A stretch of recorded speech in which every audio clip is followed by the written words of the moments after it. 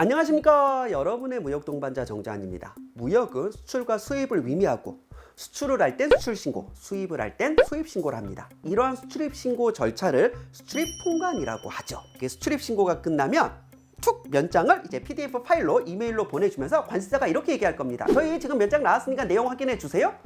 내용을 확인하려고 봤는데 뭘 알아야 확인을 하죠. 지난 영상에서는 수출 면장 해석 방법에 대해 설명을 드렸고, 이번에는 수입 면장 해석 방법에 대해 설명을 드리도록 하겠습니다. 시작합니다. 먼저 본 면장은 제가 가상의 수출입 거래를 가정하여 가상의 송장, 포장 명세서, 그리고 비엘을 먼저 만들었고, 그것을 기준으로 작성한 임의의 면장입니다. 자, 샘플 서류를 다 확인해 주시고, 1번 신고번호. 신고번호는 수입신고 작성 시 자동적으로 완성되는 부분이며, 나중에 이제 수입신고한 내용을 정정한다라던가 아니면 환급을 받는다던가 할 때 수입신고 번호로 모든 업무를 처리해야 되기 때문에 굉장히 중요합니다. 딱히 중요하다라고 해서 기억하고 있을 필요는 없고요. 나중에 관세한테 이것 좀 정정해 주세요, 이것 좀 환급 처리 좀 해주세요 라고 할 때, 물론 이제 그냥 면장을 통째로 줘도 되지만 그 면장 번호를 알려줘도 됩니다. 그 면장 번호를 알려주면 저희가 그 면장을 조회해서 직접 업무를 처리할 수가 있습니다. 자, 그래서 신고 번호는 이제 면장 번호를 말하는 거죠. 2번 신고일. 수입 신고서를 작성하여 전송한 날짜를 의미하고, 대부분 수입 신고하는 그날 수리가 되기 때문에 하단에 69번 수리일자와 동일할 겁니다. 신고하는 날 당일 처리가 원칙이죠. 그래서 신고일과 수리일은 동일하지만 수입 신고를 하고 검사에 걸리거나 이제 서류 제출을 한다고 좀 늦어지는 경우가 좀 있고, 아니면 이 화면 기억나실 겁니다. 수입 신고를 하고 결제 처리가 나서 관부가세를 납부해야 수리가 되는데, 관부가세를 다음날 납부해서 다음날 수리가 된다던가 하는 경우에는 신고일과 수리일이 달라질 수는 있습니다. 자, 다음 3번 세관과 과입니다. 사실 이것은 수입 신고하는 단계에서는 굉장히 중요합니다. 그 화물이 입항하는 항구나 공항에 관할 세관으로 신고를 해야 되고, 그 다음에 통관과가 있죠. 정확한 과를 지정하여서 신고를 해야 되지만, 사실 세관과 과를 잘못 입력했다라고 하면 수입신고서를 작성하는 단계부터 오류가 발생하기 때문에 면장이 나왔다는 건 세관과 과는 문제가 없다라는 얘기입니다. 앞에 세 자리로 어떤 세관인지 알 수가 있죠. 020, 샘플의 020은 인천세관을 말하고, C1은 그중 통관 1과를 의미합니다. 4번 BL번호, 5번 화물관리번호입니다. 수출 신고할 때는 송장과 포장 명세서만 있으면 되고, 수출 신고가 수리된 날로부터 30일 이내 적재를 하면 된다고 했기 때문에 수출 신고하는 시점에는 운송 서류가 필요 없습니다. 하지만 수입 신고하는 시점에는 물건이 들어온다는 것이기 때문에 반드시 BL, AOAB, 실무에서 BL이라고 하면 AOAB를 이제 포함하는 개념으로 이해하시면 될 것 같습니다. 자, BL이 있어야 되고 그 BL 번호를 입력해야만 수입신고서를 작성할 수가 있습니다. 자, 그래서 BL의 상단에 나와 있는 BL 번호가 기재되어 있을 것이고, 화물관리 번호는 유니패스에서 BL 번호로 조회를 하면 바로 알 수 있는 것이기 때문에 그 화물관리 번호도 제대로 들어가 있을 겁니다.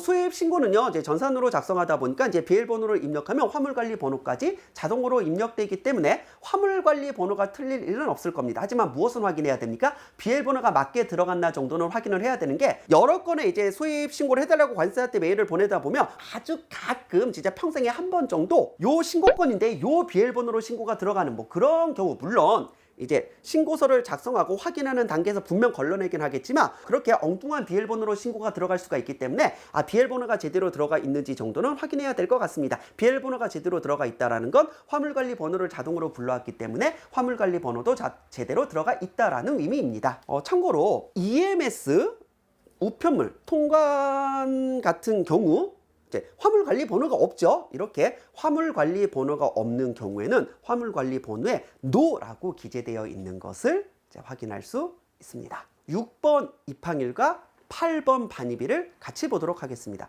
입항일은 화물이 입항하는 날짜이고 반입일은 입항하여서 창고로 반입되는 날입니다. 사실 대부분 입항일과 반입일은 같은 것이 원칙이지만 늦게 입항돼서 이제 반입이 늦어졌다라고 했을 때는 반입일이 하루 정도 늦어질 수는 있습니다. 하지만 대부분의 경우는 입항일과 반입일이 같습니다. 참고로 입항 전 수입 신고를 하는 경우에는 입항 전에 수입 신고가 처리가 되고 반입되지 않고 바로 이제 물품이 출고되기 때문에 입항 전 수입 신고의 경우에는 반입일이 따로 기재되어 있지 않은 걸 확인할 수 있습니다. 7번 전자 인보이스 제출 번호는 무엇일까요? 2008년 1월에 수입 통관 사무 처리에 관한 고시가 개정이 되면서 야, 송장 이런 걸 언제까지 물리적으로 이제 작성을 하고 서류로 제출을 할 것이냐, 이걸 전자적으로 작성해서 전자적으로 제출하면 좋지 않겠느냐라고 해서 이제 전자 인보이스 표준이 완성이 됐고 송장을 전자적으로 제출하고 전자적으로 보관할 수 있게 하는 그 근거가 마련이 되었습니다. 물론 2008년에 그렇게 돼 있고 현재 2022년이지만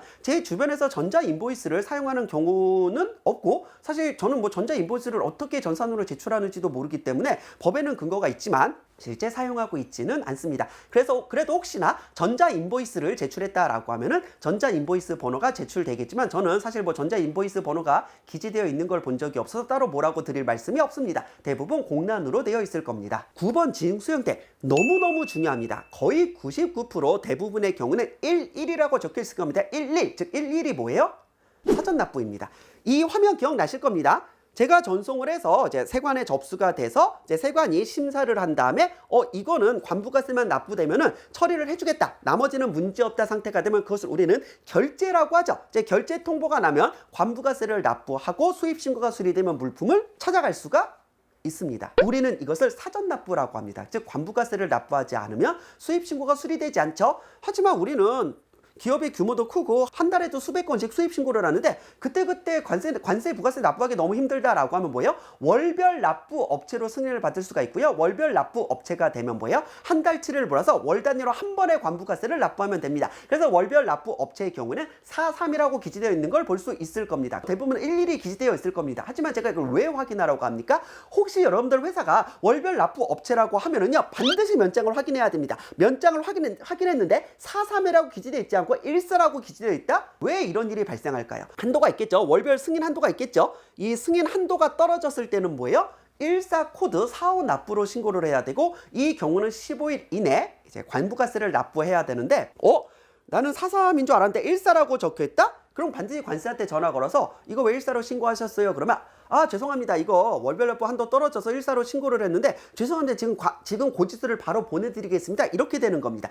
14 코드로 신고를 하고 화주는 월별 납부인 줄 알고 있고 관세하는 고지서를 보내는 걸 깜빡하고, 그래서 15일이 지나서도 관부가세를 납부하지 않아서 나중에 가산세 붙어가지고 고지서 날아와서 난리 나고 이런 일이 있을 수 있죠. 자, 이거 관련 영상이 있습니다. 어마어마한 가산세를 추징당할 수가 있기 때문에 반드시 14 코드로 돼 있는 경우는 확인을 해주시는 게 좋습니다. 그리고 또 하나 14 코드로 신고되는 이유는 뭡니까? 다음번에는 이제 한도가 복원이 되었기 때문에 43 코드 월별 납부로 신고를 해야 되는데 저희는 기존에 똑같은 신고서를 복사 불러오게 해오죠. 즉 복사해서 불러오게 하는 과정이 있어서 뭐예요? 이 징수 코드가 14 코드로 돼 있는 걸 그대로 불러오기를 하고 43으로 수정하는 경우가 있을 수 있을 겁니다. 하여간 무슨 일이 발생하건 전혀 상관없어요. 일단 면장을 봐서 여기 14라고 적혀 있으면 뭔가 사태가 좋지 않은 거니까 반드시 확인을 해주시기 바랍니다. 10번 신고인이죠. 뭐 자가 신고를 한다라고 하면은 신고하는 여러분들의 회사명이 들어가겠지만 대부분은 관사를 통해 신고하기 때문에 신고인은 관세사가 되는 경우가 굉장히 많을 겁니다. 11 수입자, 12 납세 의무자. 11 수입자는 수입 화주 화물의 주인을 말하는 것이고 12 납세 의무자는 관세를 납부해야 하는 당사자를 의미합니다. 이게 다를 수가 있나요?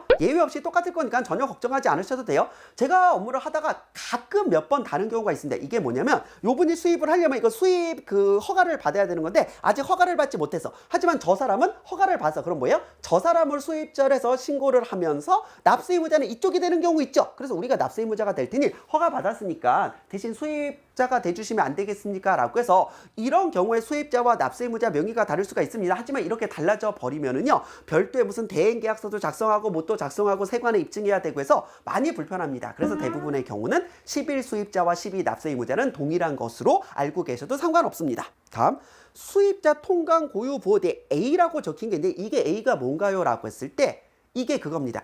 A가 수입자와 납세의무자가 같다는 것이고 만일 수입자와 납세의무자가 다르다라고 하면 B라고 기재되어 있는 걸 확인할 수 있습니다. 13번 운송 주선인 포워딩이죠. 선사랑 다이렉트로 계약을 해서 이제 포워딩이 없다라고 하면은 여기에 no xxx라고 이제 기재가 되어 있을 것이고 대부분은 포워딩이 있을 겁니다. 포워딩이 있다라고 하면은 여기 포워딩 이름이 들어가 있을 겁니다. 14 무역거래처 수입 신고하는 단계에서는요. 무역거래처는 송장에 실제 물품 판매한 셀러를 말하는 거죠. 그래서 송장상의 셀러를 의미하는 것이고 BL의 쉬퍼는 다른데요. 그럴 경우 있습니다. 뭐 3자 무역이 된다라고 하면은 이제 3자 무역 영상을 참고하여 주세요. 요 사람이 이제 셀러로서 수출 계약을 체결하기로 했지만 물품은 해외에서 올 수 있죠. 그럴 때는 BL의 쉬퍼 송화인이 다를 수가 있습니다. 수입 신고 단계에서는 이제 해외 공급자라고 해서 이제 BL의 쉬퍼를 별도로 기재하도록 되어 있지만 실제 이제 수입 면장에는 송장상의 셀러 실제 수출자죠. 수출자가 여기에 노출이 됩니다. 다음 신고 정보를 알아보도록 하겠습니다. 15번 통관 계획 A, B, C, D, E, F가 있을 겁니다. A는 출항 전 신고, B는 입항 전 신고를 의미하고요. 출항 전 신고는 거의 하는 경우가 없으니 신속하게 통관이 이루어지기 위해선 입항 전 신고를 하면 되고 물론 입항 전 신고는 FCL 화물일 경우 가능합니다. 그래서 FCL 화물일 경우 입항 전 신고를 하게 되면 B라고 기재되어 있는 것을 확인할 수 있습니다. C, D와 E, F를 구분하는 기준은 뭐냐? 보세구역 도착 전에 신고를 하느냐, 보세구역 도착 후에 신고를 하느냐. 자, 그래서 저희는 이것을 반입 전에 신고를 하느냐, 반입 후에 신고를 하느냐로 구분을 하는데 이게 C와 D와 E와 F가 구분되는 기준은 뭡니까? C와 D는 LCL 화물인 경우에 반입 전 신고 C, 반입 후 신고 D가 되는 거고 E와 F는 FCL 화물의 경우로서 FCL 화물의 반입 전 신고는 E, FCL 화물의 반입 후 신고는 F가 됩니다. 참고로 여행자 휴대품인 경우는 적하 목록이 없는 물품 신고라서 H가 들어가고 EMS 우편물로 신고되는 경우에는 똑같이 적하 목록이 없긴 하지만 Z코드로 신고가 되어 있는 것을 확인할 수가 있습니다. 16번 신고 구분 거의 예외 없이 A 일반 PL 신고로 되어 있을 겁니다. PL은 페이퍼리스 신고라고 해서 저희가 전산으로 신고서를 작성하면 세관에서는 원칙적으로 특별한 사유가 없으면은 딱히 검사도 하지 않고 서류 제출도 하지 않고 신고서에 작성된 내용을 믿고 그대로 처리가 되는 거죠. 우리는 그것을 PL 신고라고 하고 만일 서류 제출에 걸리거나 무언가 걸렸다라고 했을 때는 비일반 서류 신고가 되어 있을 겁니다. 17 거래 구분 17 거래 구분도 거의 예 없이 11로 되어 있을 겁니다. 11이 일반 거래 형태의 수입이죠. 뭐 OEM 주문자 상표 부착 방식으로 수입한다라고 하면 12 뭐 전자상거래 업체에 대한 수입을 한다라고 하면은 뭐 15 이런 식으로 구분해서 기재되어 있을 수 있지만 대부분의 경우는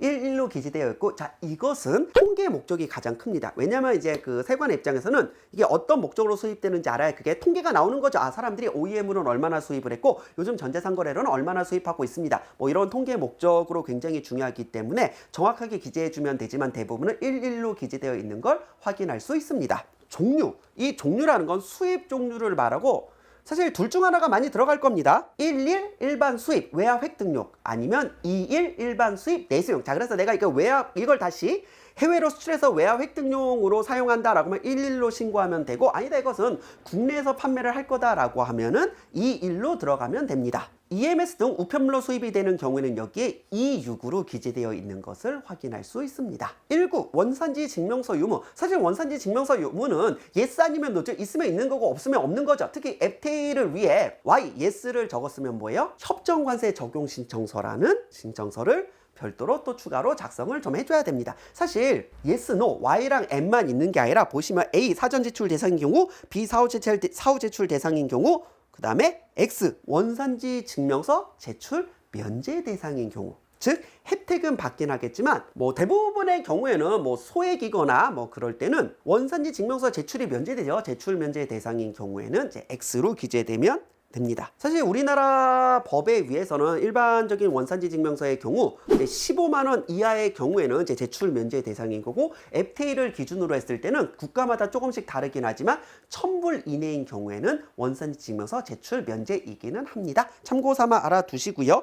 20번 가격 신고서 유무라고 해서 원칙대로 10,000불을 기준으로 합니다. 과세 가격이 10,000불을 넘어가면은 가격 신고서라는 걸 별도로 작성을 해야 되고 이제 10,000불이 넘어가지 않는다라고 하면 가격 신고서 작성이 세관이 면제됩니다. 물론 만불 이내일지라 할지라도 별도의 가산 요소가 있거나 별도로 법에서 규정하는 경우에는 이제 가격 신고서를 작성을 해야 됩니다. 자, 그래서 가격 신고서가 작성이 됐는지 안 됐는지는 yes, no로 알 수가 있죠. 그리고 P로 적혀 있는 경우는 이제 포괄 가격 신고라고 해서 가격을 포괄적으로 신고하는 경우가 있기는 한데, 아마 P로 기재되는 경우에는요, 이미 담당 관세랑 그 포괄 가격 신고에 대해 이미 얘기가 끝나 있기 때문에 이게 왜 P지라고 놀라지 않으셔도 됩니다.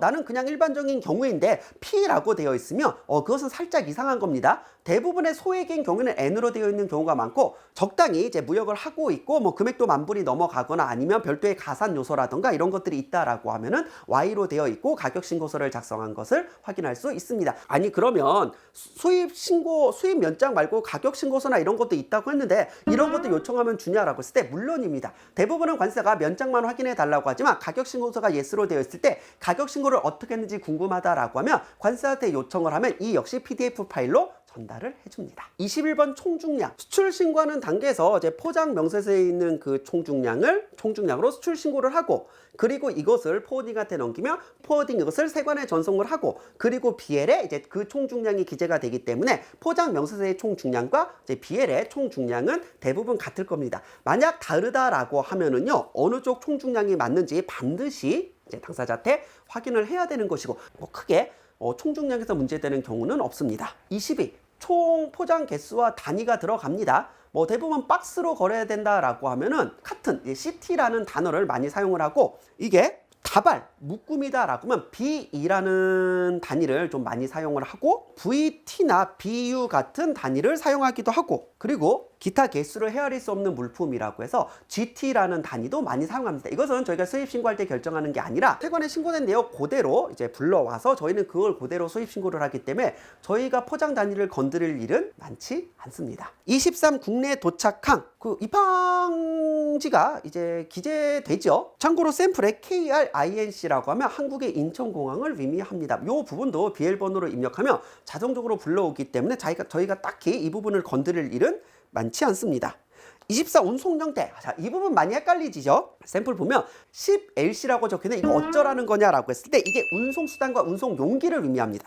운송용기는요, 10, 102 선박, 20 철도, 30 차량, 40 항공기, 50 우편물인데, 사실 해상이면 10이고, 항공이면 40이 들어가고, 우편물이면 50이 들어가겠죠? 그리고 운송용기라고 해서 FCL 화물이면 FC, LCL 화물이면 LC 이런 식으로 들어갑니다. 그래서 샘플에 10LC라고 하면 해상운송 LCL 화물이라는 의미입니다. 이 정도는 이제 참고해 주시면 이제 좋을 것 같습니다. 그래서 이제 관세가 면장 맞게 입력되나 확인을 해보세요 라고 했을 때, 아니 10LC로 들어도 이게 뭔 소린지 알고 확인을 하라는 거야. 그래서 이 영상을 통해 이것이 어떤 내용이구나를 이제 확인할 수 있었고, 그래서 이제 관세가 면장을 보내줬을 때 맞게 기재되었는지도 이제 크로스 체크를 할 수 있게 되었습니다. 좋은 영상이에요. 25. 적출국은 수출국가가 기재됩니다. 26. 성기명은 선박과 항공기 이름이 들어가는 것이고 역시 BL에 기재된 내역과 동일할 겁니다. 27. 마스터 BL 번호. 선사와 직거래를 하면 마스터 BL이 나오고 포워딩을 통해 거래를 하면 하우스 BL이 나옵니다. 관세님 저희는 하우스 BL을 통해 거래를 했기 때문에 마스터 BL 번호 모르는데 어떡하죠? 걱정하지 않으셔도 됩니다. 애초에 하우스 BL 번호만 입력한 시점에 마스터 BL 번호, 화물관리 번호가 다 나오기 때문에 마스터 BL 번호 친절하게 기재가 되어 있을 것이고, 운수기간 보호는 세관에 신고된 선사나 항공사 부호를 기재하라는 것인데, 사실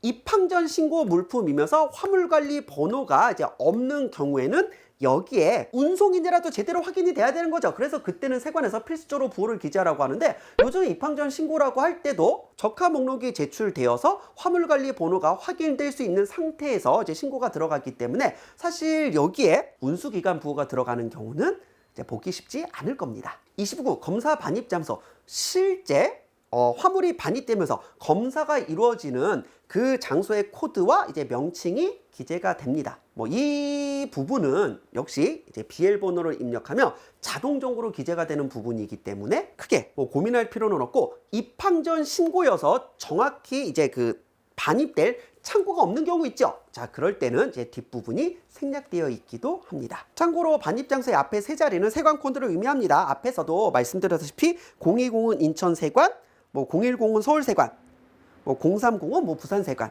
050은 마산세관, 뭐 070은 목포세관 이런 식으로 앞에 세 자리가 세관 코드를 의미하기도 한다 정도 알아두시면 좋을 것 같고, 지금 샘플 면장에는 괄호 부분이 공란으로 되어 있죠. 실제 이제 신고서가 접수가 되면은 여기에 어떤 창고로 들어갔는지 이제 창고명이 정확히 기재되는 것이고, 현재는 아직 전송을 하지 않은 샘플 상태이기 때문에 이제 정확한 창고명은 기재되어 있지 않습니다. 하지만 이 괄호 부분이 이제 완성되어 있는 걸 확인할 수 있습니다. 품명 규격에 대해 알아보도록 하겠습니다. 30번 품명은 신고 품명을 의미합니다. 자, 그래서 송장상의 품명이 아니라 HS 코드로 조회수에 나오는 실제 그 표준 품명을 말하는 거죠. HS 코드를 수입자가 직접 분류한 필요는 없지만 관세가 분류한 게 맞는지 전산으로 확인할 수 있습니다.